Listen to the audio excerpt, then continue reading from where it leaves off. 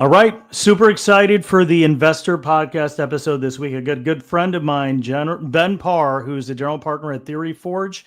He is an AI founder and investor. He's the president and co-founder also of Octane AI. It's a profitable AI platform that powers conversions for e-commerce brands. And, he started his career as co-editor and editor at large at Mashable, where he wrote over 2,400 articles and was a technology columnist for CNET.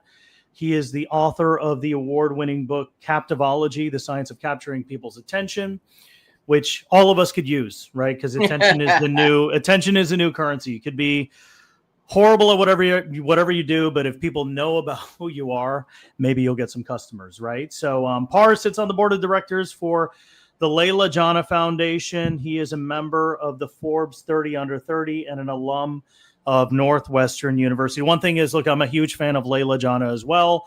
Doing good by doing good. So we'll talk about that in a second. But Ben, welcome to the show. Thanks for jumping on with me. It's good to see you again. It's been a little while. We were just saying that before the show started. I know. Yeah. I mean, it's always good to meet people virtually and then finally meet them in person. We actually met in person and we've hung out a bunch of times in person and hopefully do it again, but we're here virtual.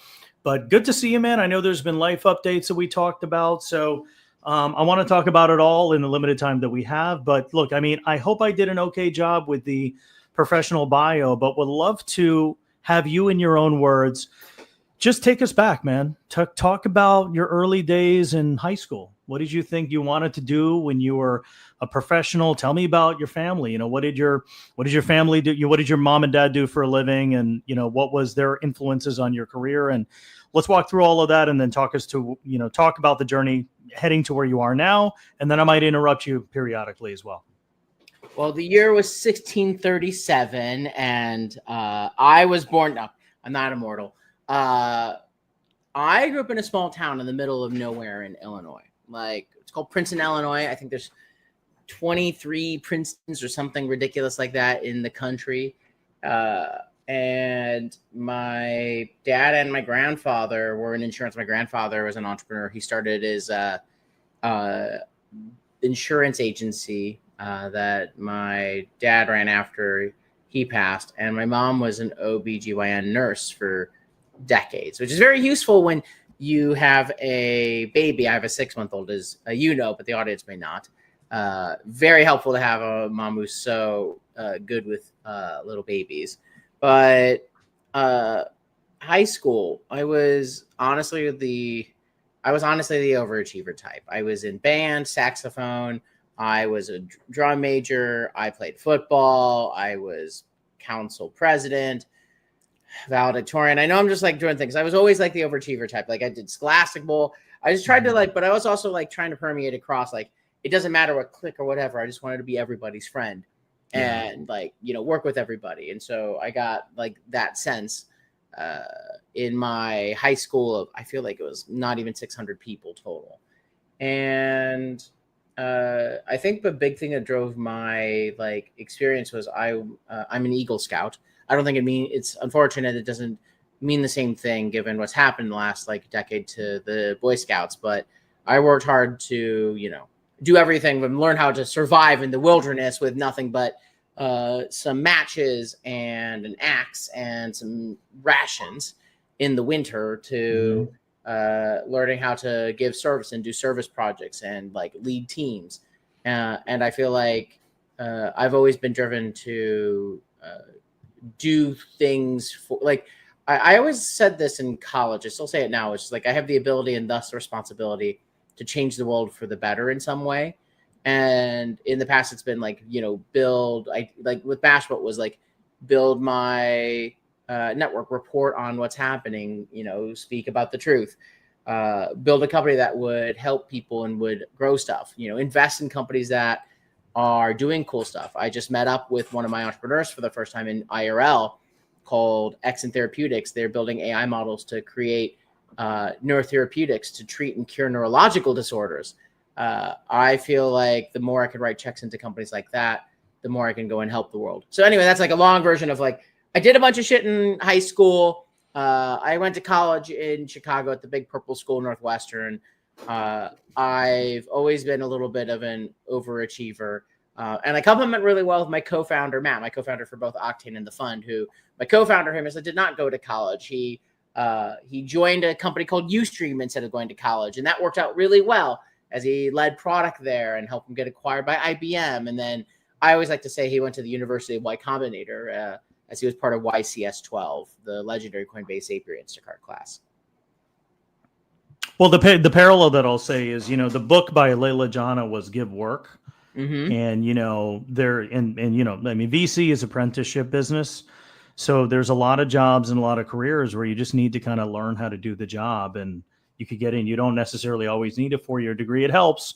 And, you never know who you're going to meet within the ecosystems that you become part of. But, I wanted to explain. So for those who don't know, Leila was a extraordinary woman who I first met when Facebook had a FB Rev fund. They had a small venture fund that was run by Dave McClure before he started 500 Startups. That's how long ago it was. And Sama was the one nonprofit in there. The goal was to give work and to help create internet style jobs for people in Uganda and places like that. And she was an extraordinary woman. She passed way too early from cancer just before the pandemic. It was hard because I had to help write. It's a very weird thing because I was on the board of Sama during the transition to the Janah Foundation, and I had to help write her the announcement of her passing, which is a very weird feeling because you can't have emotion until you get the thing out, because there's hundreds of people who are depending on the way you talk about that and you announce that, and then you announce and you get through that, and then you break down. And she was an extraordinary woman, and her work continues both with Sama, which provides the AI data training for lots of top car manufacturers, lots of top people across, as well as the Leila Janah Foundation, trying to promote the idea of Give Work. And Give Work is a great book if you go pick it up on Amazon. Yep. And I have read that too. Amazing. Yeah. Well, okay. So you're at Northwestern. Sorry to get you off track here, but let's get you back on track. That's the whole point. Yes, the whole point is it's having tangents, right? But okay, so you're at Northwestern. What was your major? I had 2 majors and a minor. Science and human culture and political science are my 2 majors, and then a minor in business institutions. So my main major, science and human culture, was the study of how science has affected history, society, technology, economics, the broad range of human experience, which I feel was a perfect major for my main role afterwards, which was as the co-editor of Mashable. Mm-hmm. I've always had this lens of how does science and technology affect the world, affect the way we perceive things. And I bring that too when I think about AI and I write about AI. I have a newsletter, benparr.com, where I write about, where I call it the AI Analyst, where I dive into the impacts of AI and how we as a society think about this new technology and how it's impacting us. So how was it, so then, after, I guess, walk me through college and kind of did you do some internships, and what did you think you were going to do out of college? Did you just kind of decipher that you wanted to be an editor? Well, no, God, no. I never, even when I was an editor, didn't think I was going to be an editor. I thought in the original I was going to be an astronomer, and I was going to be a physicist. I started in physics, and physics is great, but I realized I didn't want to be on the research end of science as much as the management end. I wanted to be able to make decisions. I'd still love to do more of the scientific research side in some cases. I also admit I'm decent at math, but the kind of math you have to do for physics is a whole nother level. So I said science and culture. I was I thought then I'd go into politics. My first internship after my freshman year was for Congress. I worked for my home district Congressman Jerry Weller, where I also realized, among learning tons about politics, I didn't want to be a politician or work in government straight off the bat, because I saw how often, not just my congressman, but all Congress people would have to leave the Capitol building to go to the nearby congressional offices to do fundraising phone calls, because you can't do them in the halls of Congress. And just how much time was spent on fundraising, which I was I'd rather be able to have my own money to if I ever got into politics or ever ran for office, so that I didn't have to spend all my time just fundraising. I could actually, like, you know, not quote unquote be bought. And that kind of led, you know, on the flip side to like my entrepreneurship, which was sparked by my two mentors. My mentor, Troy Heinekoff, who ran Techstar Chicago, and runs a venture fund, which my other mentor, Mark Ackler, he's taught an entrepreneurship class for only juniors and seniors. And I convinced him that I, as a sophomore, should take that class. And I did that by reading front to back Accounting for Dummies and learning all of accounting as much as quickly as I could. And he allowed me in as a result. And that sparked my curiosity for entrepreneurship. Like I was always, I feel like entrepreneurial as like even a little kid. Like my first hustle was selling origami for a quarter in second grade to my classmates. My mom taught me how, but it was definitely that class that like sparked like, oh, this is how you build a business. This is how you make a financial model. This is how you ideate all these different pieces, and got me towards a path of, you know, going to Silicon Valley, Mashable being the thing that opened the door to the rest of Silicon Valley for me. Sure. That's great. And then talk to me about Mashable. I guess, did you spend a lot of time with Pete Cashmore? When I first joined Mashable, it was all remote, and it was mostly all remote for my time there. So Pete was in Scotland. He had been in San Francisco, but I was the only person in the Valley. Like I joined Mashable as a part-time writer. Sure. After college, I had another job in web health that I didn't really love.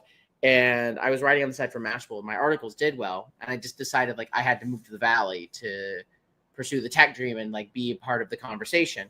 I didn't have a real plan. So I quit my job and I told Mashable that I was going to leave and look for a startup job. And they said, hey, do you want to work for us instead? We'll give you shit pay, but you'll be able to do X and Y. And I'm like, yeah, let's go and do that. So I did, moved across the country. And because I was the only Mashable person there, I built up a lot of, I was the person sent to do every major event. So like Facebook, you know, my first time was Facebook was launching the new office. So I was there talking with Mark Zuckerberg and Sheryl Sandberg, or Google had an announcement. Like I'd be there for like the launch of like Google Plus or the new Android phones or all these other events. Sure. So you're covering a lot of those events pretty much. Yes, which for someone 24, 25 is a dream. It's a dream job. You build relationships, you get to know the reporters, you get to know VCs, you're invited to dinners. It was an extraordinary opportunity. And I wrote a lot of articles in my time at Mashable, and I'm very thankful for that. And, you know, eventually I got to hang out a little bit more with Pete and friends as like they consolidated. We opened a New York office, we opened an SF office, we like scaled the team, we hired more people. I got promoted several times, eventually to co-editor and editor at large. It was an experience, an amazing one. So how do you think AI is going to impact the editorial industry, right? I mean, there. So look, I mean, I have a little bit of a shared experience, just very, very minor, but I mean, I worked in product management and I used to work at Hearst magazines, right? So I was at a big publisher. So, you know, there was always a whole difference between church and state, right? So you don't want to make sure the editorial voice isn't muddied up with like ads, right? And just kind of like an advertorial. But obviously there was no AI and, you know, platforms that could kind of come up with the content. I mean, people were still manually writing that, right? There's no, you know, so you still have to kind of think about SEO and think about that. But I just feel that, look, there's detection technologies that can, you know, and I'm sure Google is on top of this. They obviously can detect if blog posts and content is AI written, I'm assuming. And they'd probably, you know, give priority to more organic content, but you're the expert here. So would love to hear your opinion on like, you know, where editorial is going to go. So I think I wrote something about this early on benparr.com. I have to remember, but like it almost doesn't even matter whether it's AI or not. You know, there's this like content was already getting easier to create. And so there was AI already being built to report on Little League games and things like that. And that does not require a lot of thinking. This is just plug in the numbers so that people are informed. Sure. That kind of journalism is being automated, and is definitely taking some jobs, but the ones that are really thriving have been able to build their own audiences, their own brands, they're breaking stories. So, you know, I think about like some of my friends like Alex Conrad and Alex Kantrowitz, like, and they built their own new publications. They left like BuzzFeed and Forbes and things like that. And they're breaking stories. And that's not something that AI can really do, because that requires people work, investigative work, sourcing, talking over coffees, getting people drunk, you know, all that sort of thing. And that kind of reporting is actually probably even more important and even more difficult to do. The writing part's the easy part in some ways of journalism. It's the actual sourcing of the core story and what's the narrative and what's the behind the scenes going on.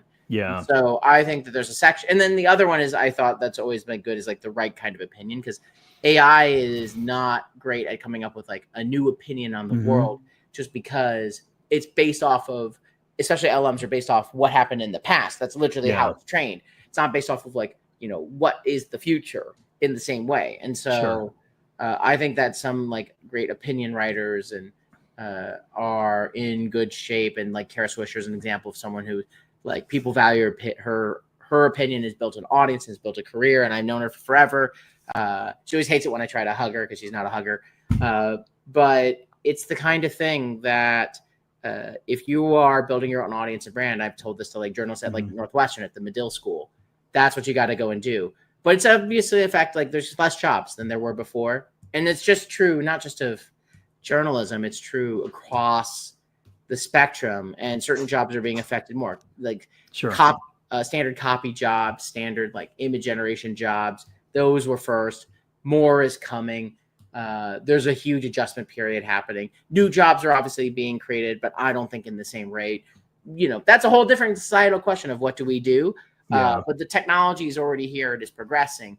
And I tend to think of this stuff as we have to figure out how we adapt to the technology. You can't really say like we're going to stop the technology. That just doesn't work, because you can say that in one region, maybe even one country, but others are going to keep going. And so you have to figure out, how do we reinvent society around this new technology?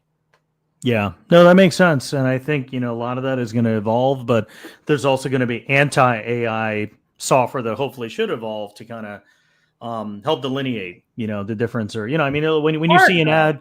Yes, and it exists, but it's often riddled, just like, you know, detects things that are not actually wrong and errors. I think it's less like, but like, you know, I've talked to a lot of teachers who have adapted, you know, more like handwriting of essays in class, you know, more of leveraging, like, you know, I know some teachers who are like using AI to create information, like write essays about certain people, and then the job of the student is to figure out where the errors are. And like the AI is the one who came up with the errors, so like the AI is not going to help you find the errors. Sure. I find that there's, again, this is like the adaptation of things. And yes, anti-AI, I'm not going to call it anti-AI software. It's like, it's security software, it's plagiarism software, just more advanced. But that's a different kind of race that's also very hard to go and do. But we as a society find ways to constantly adapt. We've adapted to the Industrial Revolution, to the creation, to the farming, to all these other things where there's lots of pros and some cons, and we figure out how to adapt to it. And society over the long arc of the world tends to get better, even if we have bumps along the way and issues along the way, which we always do.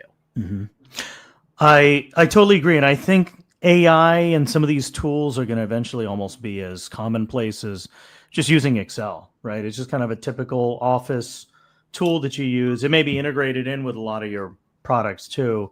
And it just may also be a normal form factor, right? I mean, you're going to just get used to having a prompt to do things instead of a search box. So I think over time, it'll just, I mean, would you agree? I mean, that it just will kind of be part of the user. To happen. Yeah, like, exactly. Look, like how many, I think it's a vast majority of college students are using ChatGPT like once a week or like some ridiculous amount. Sure. And then they're going to be using it when they go into the office. And I think even now, like if I don't have the stats in front of me, but I know it's a very large amount. And the daily usage is just continually increasing. Yeah. Switching to development, Obviously a lot of us have been playing with Lovable and Replit, and I've had a lot of fun with my son building just like these fun little shooter games. You could build them on Lovable, and if I want an update or if I want to move a button, literally I just ask the agent, and it'll just respond and move the button in real time, right? So I don't have to kind of ask a developer to make that update. I'm assuming for more complex technologies, you still need, like a back end team, a front end team, and if there's much more elegant infrastructure, I'm assuming, the vibe coding stuff is not there yet.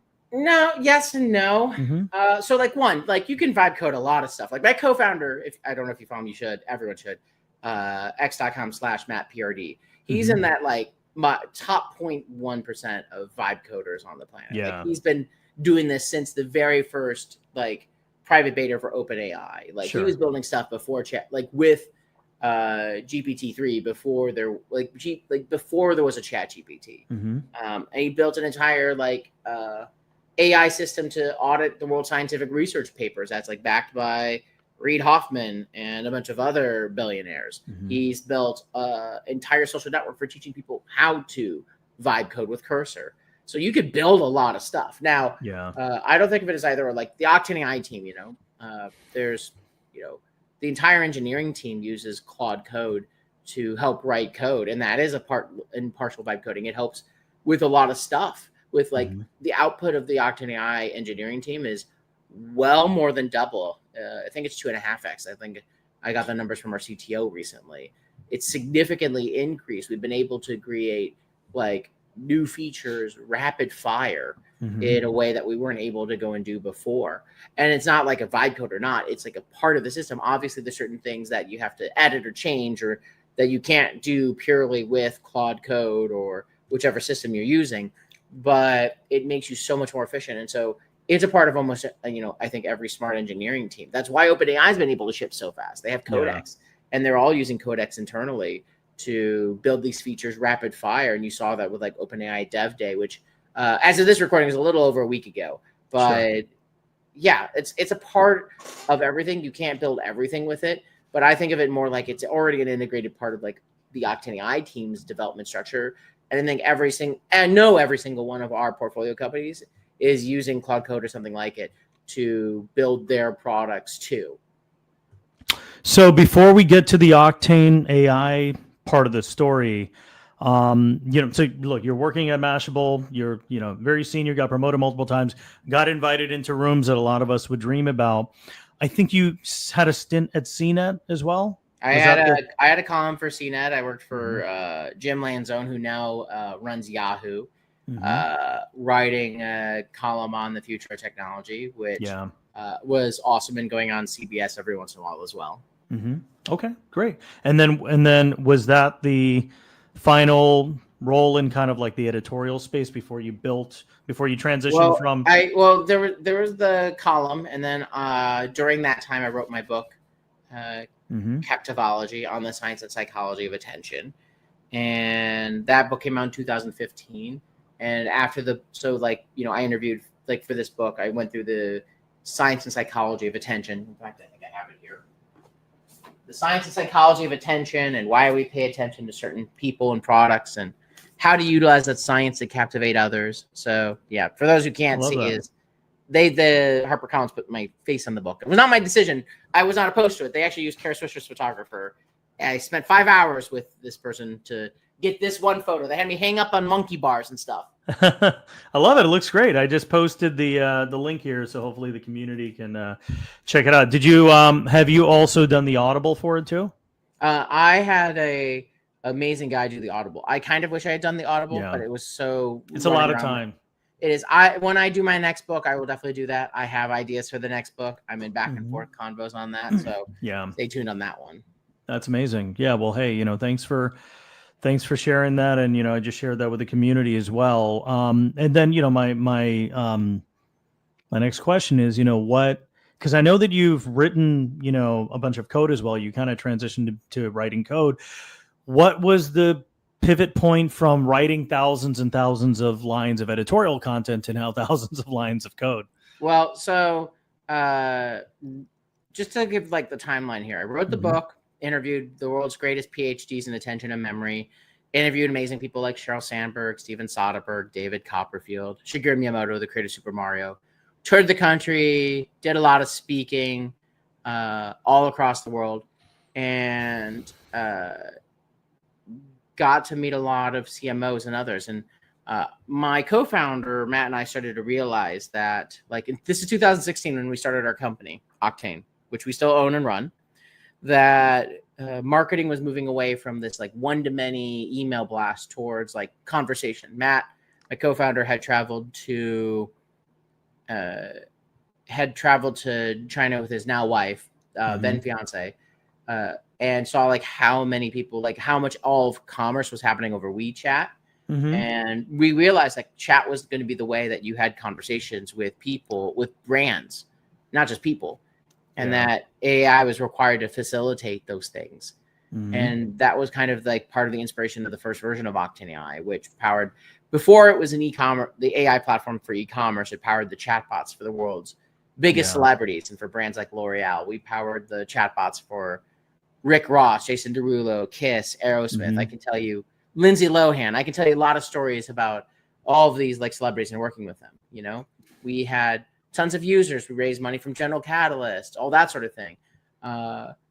And we started building out this company. So I don't think it was it was just transition. It's more the skill set from being a reporter works really well for, I think, both being a founder and being an investor. Being a founder being the ability to sell yourself, to fundraise, to tell the narrative. I think the narrative storytelling that you have to do as a founder is widely underestimated, because the best founders are able to tell a narrative, not just to the press, but to investors, to prospective hires, to their team. And the ones who are best at that, communicating that, end up, I think, building bigger companies. And it's not an inherent skill set for a lot of founders. It's one of the reasons, frankly, founders come to Matt and me and have us on their cap tables in those oversubscribed rounds, because we have this deep experience in media and storytelling that others simply don't have. Sure. So I know I led a long way around, but that transition was just it felt natural to me. I have when you look at my resume, this is a crazy career of media and book writing, and then the next thing is build an AI company. 7 years before ChatGPT is a thing. But in my brain, it all kind of flows together. It's kind of the same through line of storytelling and communication, and communicating what the future is, whether as a reporter or as an entrepreneur or as an investor. No, I totally agree. I think being able to communicate the messaging clearly and helping people understand what problem you're solving as an investor or as a founder, and then also just dealing with difficult situations, right? Handling those things. Most people deal with the biggest reason, I would say, in my opinion, that people have conflict is because there's just bad communication, right? What was said was not heard. Somebody said something and somebody heard something else, right? So I feel like that's a huge cause for sometimes just miscommunication or conflict. And that can happen in any room, right? Whether it's investors and LPs, founders and investors, and then just, founders trying to communicate what they do to the world, right? And you only have 120 characters to do it, or literally an elevator pitch. I literally had one entrepreneur in the floor, and I'm like, this is a real life elevator pitch. Yeah. Go. Which, you gotta sometimes do under pressure, literal elevator pitch. I was like, my first literal elevator pitch. Good. Check off the list as an investor. Yeah. So let's talk about kind of the Octane AI a little bit. Would love to hear a little more about the origin story of that. So kind of, yeah. So like I said before, we realized that chat was going to be the interface that brands and humans communicated, and we're trying to be on the bleeding edge of it. The first version of our software was built on top of the Facebook platform, Facebook Messenger, which, one, great distribution, but two, Facebook changes the rules way too often that it's hard to build on top of their platform. And they know it, and I know it. We moved towards Shopify, though, where we had a couple of customers who were using our software to create guided shopping experiences. And these were big brands in the Shopify ecosystem. And that worked out. Like, we realized that we should double down on Shopify in 2018 and 2017. Yeah. And I feel like that was a very good decision, or 2018, 2019, a very good decision in retrospect. And that was a Matt Vision thing where we caught the e-commerce wave. We realized like where Shopify was going.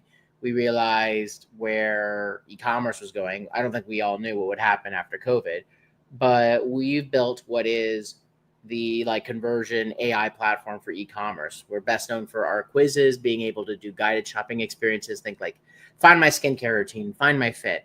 These big brands like Jones Road Beauty and Thrive Cosmetics and Laura Geller and like Hardy and T Sons, and we have like brands across like every spectrum, beauty being our biggest vertical, that use our software to connect more with their customers and learn more about them and use that to personalize the shopping experience, from the emails they get to the text messages to the copy on the website. We just announced like we have over 5,000 customers using our software. We've been profitable for years now, and we've raised money from General Catalyst, Javelin, Bullpen, Boost VC, our first investor, M Ventures, Top Angels. We've been through the gambit. Octane AI should be dead. It's been like less than 2 weeks from death multiple times. I think that's honestly something that appeals to the entrepreneurs who, like, when we chat with them, like, we've been through the hell and back and the trenches. Yeah. We know how to fundraise. We know what kinds of things these founders should be doing and saying in these like rooms with seed, Series A, Series B investors. We know who they are. We've built relationships by fundraising from them. We know how to build sales and marketing teams because we've done it. We know how to enhance the operations of a team and how to recruit because we've done it. We can provide, we can provide this really practical, tactical advice to our founders in a way that is really hard for investors who have not gone through the hell of building a company. Especially for us, we build an AI company. We can talk on a very deep product level. Matt can go back and forth with a founder on the intricacies of the OpenAI API or on vibe coding or on all sorts of subjects. Yeah, no, I totally agree. And I think, what you're saying really resonates with me because people observe how you react when obviously times are good, but then when things are, going to shit, how do you handle it, right? Are you able to kind of maintain your composure and figure a way out of it? Or are you going to go down a downward spiral, right? And I think, some of those things just build character and it helps you be less anxious the next time it happens, right? And you have those, life gives you challenges, but you have the tools to figure them out, right? And I think if you can handle them in the right way, that's a good indicator of being a good founder and also a good investor as well. It's both anxiety, but also lessons. So like, you figure this is like part of why we've been able to increase like the bank account because we know what kind of things can happen. Yep. Or we really understand how we understand the idea of like overhiring. Like it's especially in the like 2021 kind of era of everything was going up and the right.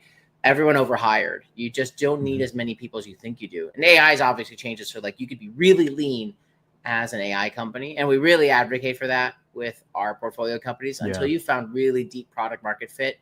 Stay really lean, minimize like how much overhead you have so that you can find that real product market fit. And when you really find it, like, and most of the time you think you found it, but you haven't, when you really find it where like demand is just coming at you in a way you can't handle, that's when you start to go and scale. That's when it makes the most sense. That's when you raise the bigger dollars because otherwise, like I've just seen it time and time again, companies like Series A, like they raise a bunch of money and then they go out of business a couple years later. Someone raises like a large seed amount, they end up spending too much money on hires when they needed to use that money to really nail product market fit before scaling up their sales team or their marketing engine or some pieces like that. Yeah, no, I totally agree. And then, the final chapter, which I think is exciting to talk about, is just kind of, building your career as an investor. And one thing that I really appreciate is like bigger conglomerates, bigger entities that now have like a strategic investment arm. And, sometimes it could be a completely separate platform, a separate entity. But, I went to an event, I think a couple months ago. It was like a large whiskey spirits conglomerate that was from Japan, right? And then that conglomerate talked about their corporate venture arm, right? And it makes sense, right? Because you want to be able to invest in technology that is going to, number one, complement your business and give you more market share, but also probably innovate out some of your other competitors as well. So there's a lot of reasons for people to have operating companies, and then also for people to also build an investment firm around the side of that. But we'd love to hear kind of the impetus for you kind of building. We already talked about why I think you did, but we'd love to hear kind of this additional career move for you. Matt and I started our fund last year, and what happened was, honestly, like a bunch of VCs after the ChatGPT came out and AI came out, like asked us for help on AI deals because we were seeing these deals very early. We've had long relationships. We're known entities in AI, and like CRV asked to scout. Blitzscaling asked us to be advisors. Some big firms wanted us to help them with due diligence. And my co-founder and I are a little bit of pirates. We're like, why would we just scout? Why don't we just start a fund? And it's something, honestly, Matt and I have wanted to do for a long time. And so we reached out, to some of our good friends across the valley, top GPs at major firms, top founders, and a shocking number of people said yes. And that kind of started the spark for our fund, which, is a little over $10 million pre-seed and seed, AI founders backing AI founders.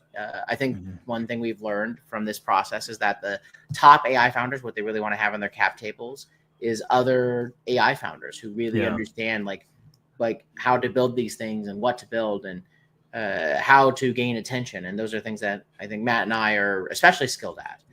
And we have backed, since we started our venture fund, 20 companies. So we're going for 35 to 40 out of this fund. A little wider spread when you're doing pre-seed and seed. But already nearly half of them are marked up.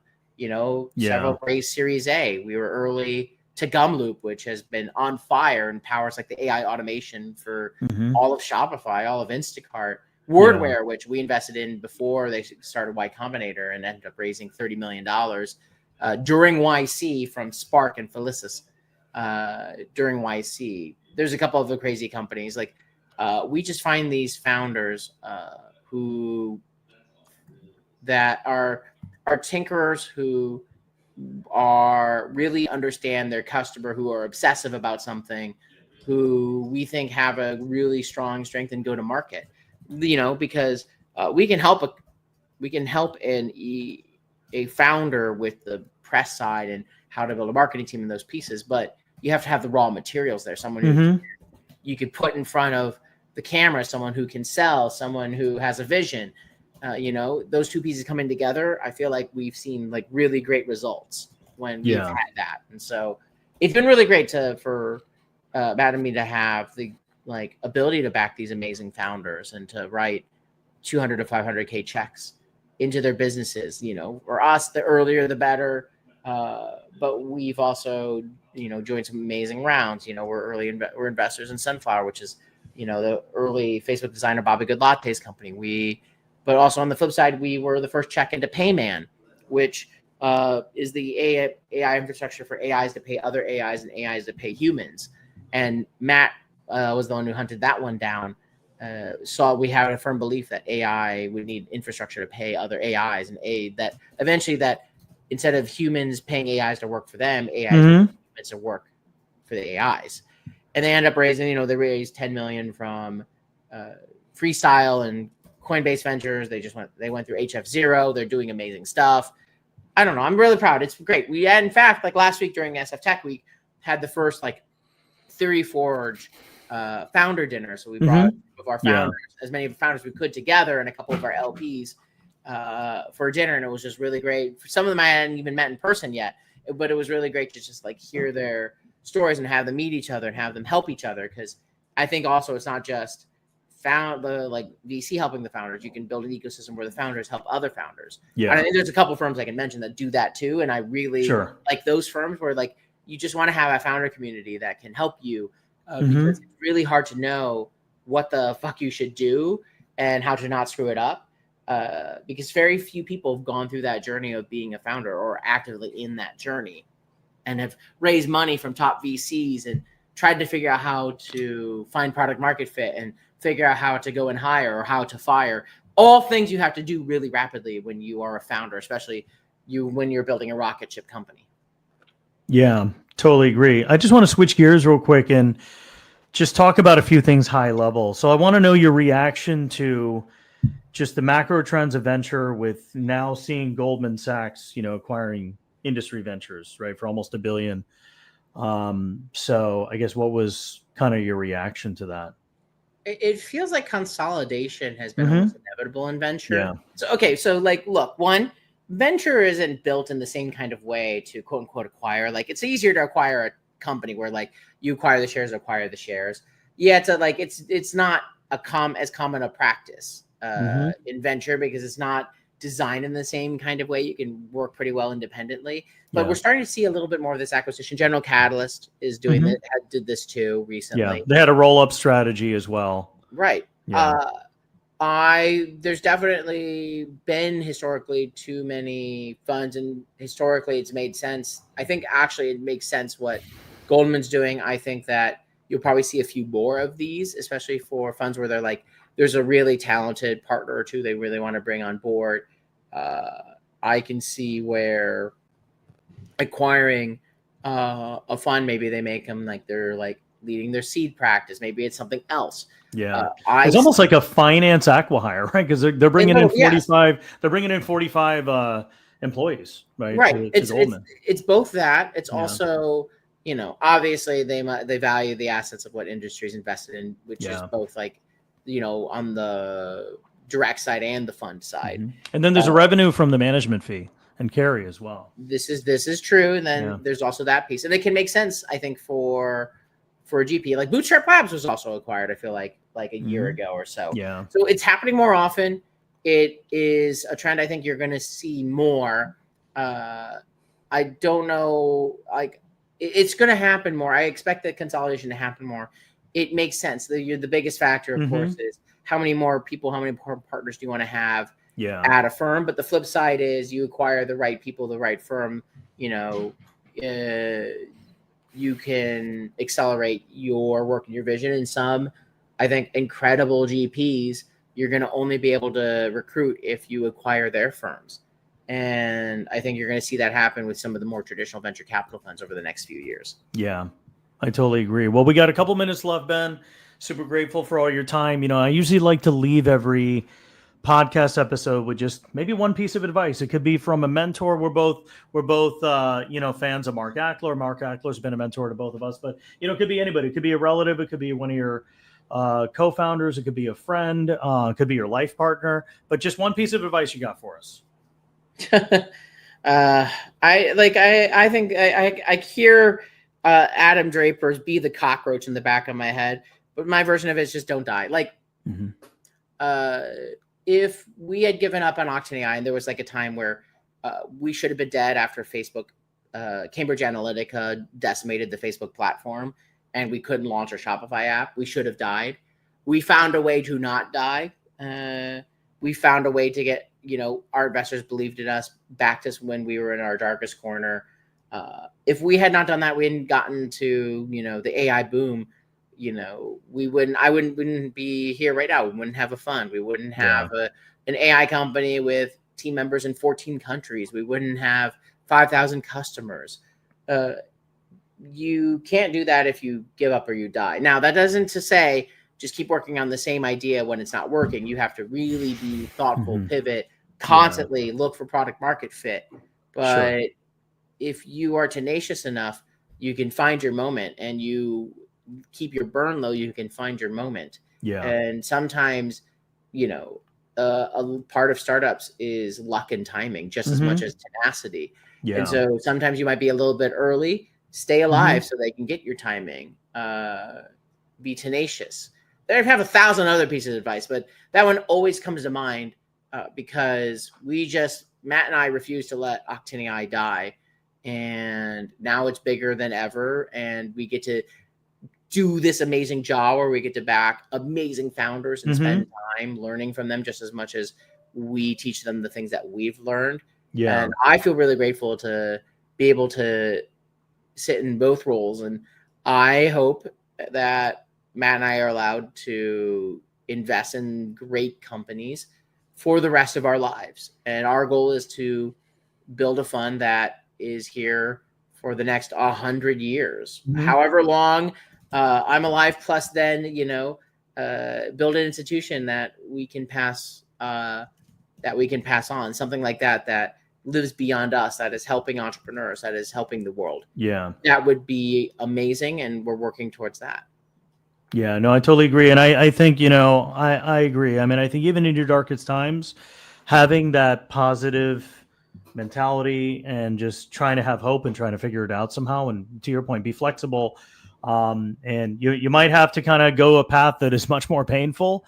But in the end, you still survive, right? And I think literally not dying too, right? So don't impact your health as well. So you got to take, if you're healthy, you can do anything. If you lose your health, matters, you can't do anything else. Yeah. Working out matters, mental state matters, having the right team matters. Octane AI is like blessed to have an incredible team that we've curated over the years. A lot of team members have worked there for 4+ years. We've promoted from within. I trust, our team, to execute on marketing, on product, on engineering, on partnerships, on these things. Like, I don't have to go and check in every couple minutes. And obviously, like certain things, especially the product vision, and is like driven by us, and certain things can only be done by a founder. But in the end, like, part of this job too, both in VC and in startups, is if you like curate and you hire the right team and you are a great recruiter, you can do really well in almost any job. And I think the ability to storytell and to recruit as a result of that is an undervalued asset as well. Yeah, I totally agree. Well, hey, Ben, thank you so much. I'm so happy that we got to catch up, and we're probably going to be doing some events in the next month or so. So I'll keep you in the loop, and hopefully we can catch up soon. Hopefully see some of you out there at one of those events. I wear usually a big Panama hat for those things, so I'm very easy to find whenever I am out in the wild. I love it. Well, hey, have a great rest of the week, and goodbye to everybody else. See ya. All right. Take care.